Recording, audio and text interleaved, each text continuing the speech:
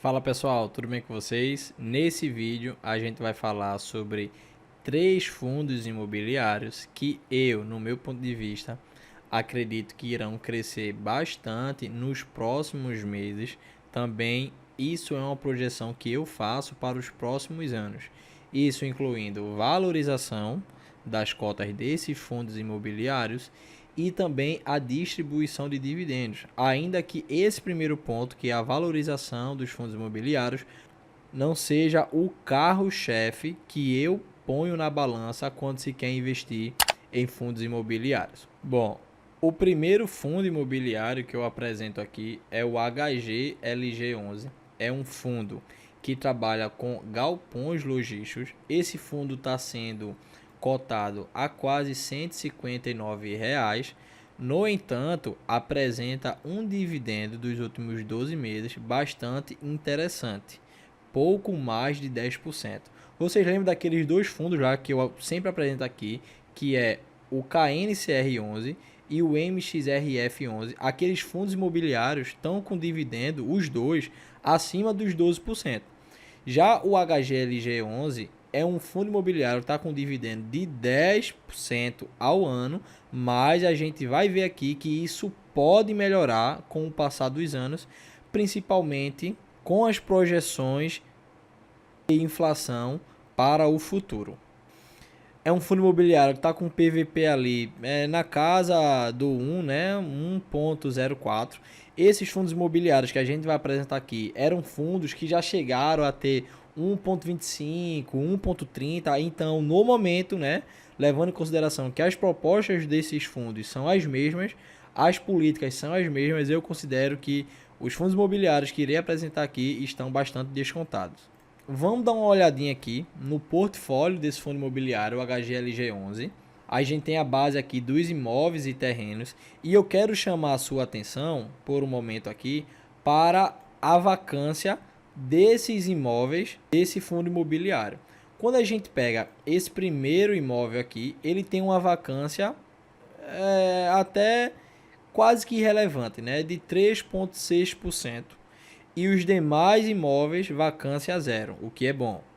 Já quando a gente vem para essa segunda aba, a gente tem esse primeiro imóvel aqui com uma vacância de 37%. Esse outro imóvel, uma vacância de 3,5%. Você já preste atenção agora nesse condomínio aqui. Nessa terceira aba, a gente tem esse HGLG Betim com uma vacância de 100%. Dando uma olhada aqui no detalhamento desse HGLG Betim, é um galpão que de fato, né, tá com a vacância de 100%, não tá alugado a nenhuma empresa. Mas o que me chamou a atenção e o que eu achei bastante interessante foi justamente esse valor que está sendo pedido para aluguéis. Seria R$ 21 por metro quadrado, isso mensalmente, né? Só que tem uma área disponível de 62.500 metros quadrados.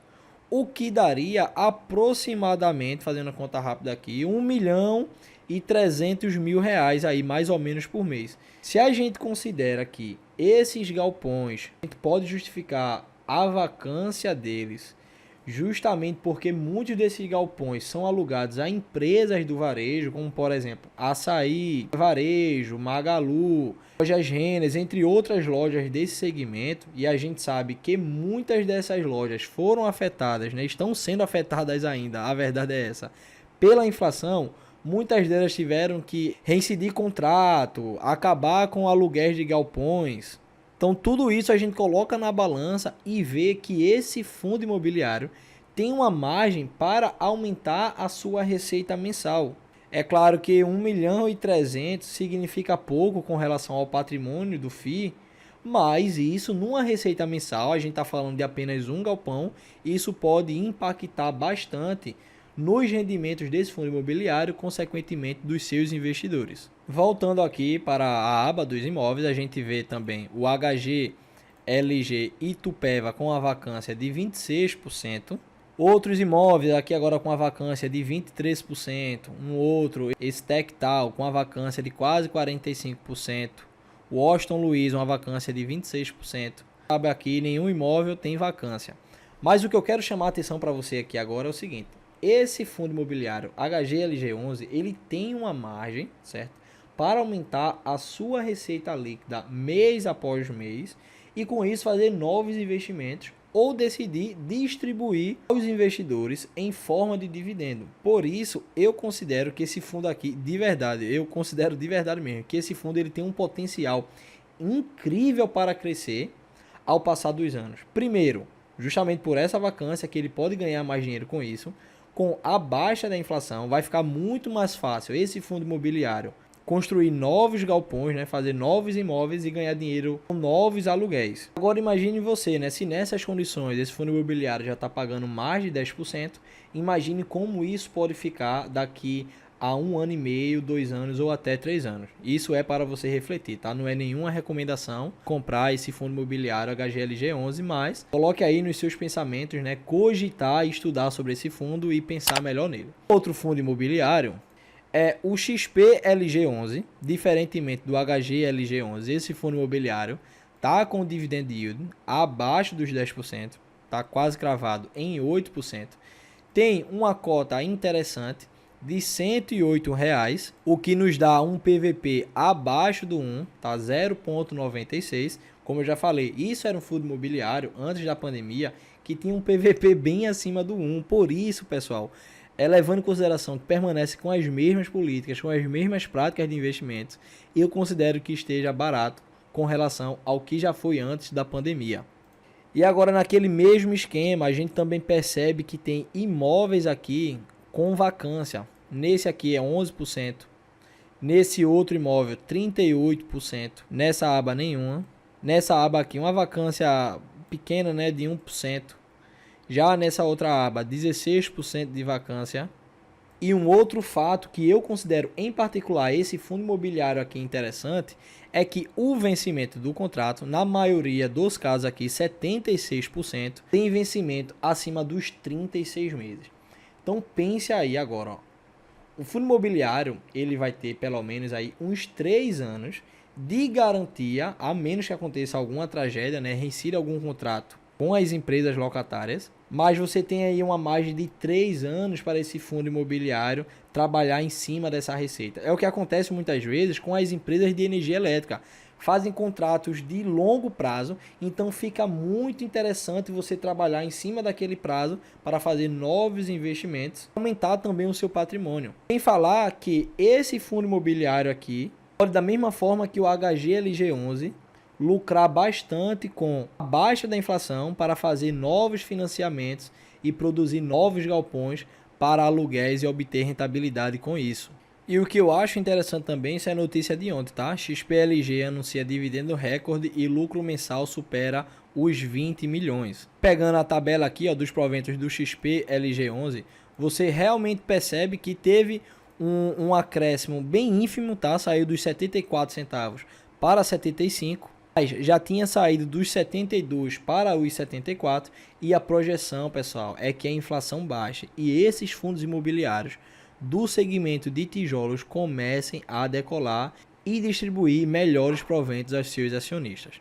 Por isso eu coloco o XPLG11 também nessa lista dos top 3 fundos imobiliários para a gente estudar melhor e quiçá começar a investir neles. Agora eu não poderia deixar de falar de jeito nenhum, né? Esse daqui é com certeza o meu queridinho, KNR11. É o maior fundo imobiliário aí do segmento de tijolos. Seu patrimônio passando aí da casa dos 3,8 bilhões de reais. No entanto, vale ressaltar, vem com dividend yield. Não vou dizer bem baixo, mas está um tanto baixo. Está na casa dos 7,2%. Mas o que eu sei é que eu já tive bastante alegria com esse fundo imobiliário. Hoje está com um PVP de 0,96. Recapitulando, antes da pandemia, era muito comum você pegar esse fundo imobiliário aqui em particular com um PVP na casa do 1,30, 1,32 e por aí. Então hoje eu considero muito baixo esse PVP. Considero que esse fundo imobiliário esteja um tanto barato. E sem falar que nesse dividendo aqui, que está baixíssimo. E tem muita margem aí para esse fundo imobiliário começar a crescer, aumentar a sua receita e distribuir também dividendos para os seus acionistas. aqui uma motivação diferente dos outros dois. Esse fundo imobiliário aqui tem uma vacância bem baixa, como você pode perceber, é uma vacância quase que mínima, tá? E seus contratos também, da mesma forma que o XPLG11, tá acima dos 75% para maior do que 36 meses os seus contratos. Isso, pessoal, eu tô cansado de ver aqui, Antes da pandemia, esses fundos imobiliários que tinham receita para receber num prazo muito grande, começaram a produzir e gerar caixa de uma forma assim absurda. É tanto que em dezembro de 2019 ali esses fundos estavam lá nas alturas. E eu não vejo porquê, não é querendo me valer do passado não, mas eu não vejo porquê esses fundos não irão replicar as mesmas coisas com a baixa da inflação. E isso eu encaro como uma ótima oportunidade para a gente lucrar quando tiver o rally novamente, né, dos fundos imobiliários começar a decolar e a gente já está posicionados nesses ativos para receber bons dividendos. Então essa é a minha opinião aqui, né, sobre esses fundos imobiliários. Acredito que esses 3 fundos imobiliários sejam ótimos mesmo para a gente colocar na carteira para longo prazo, aproveitar bastante dos seus proventos e também valorização, que talvez não seja tão interessante quanto os proventos que eles darão no futuro. Então é isso, pessoal, até mais, um abraço, tamo junto.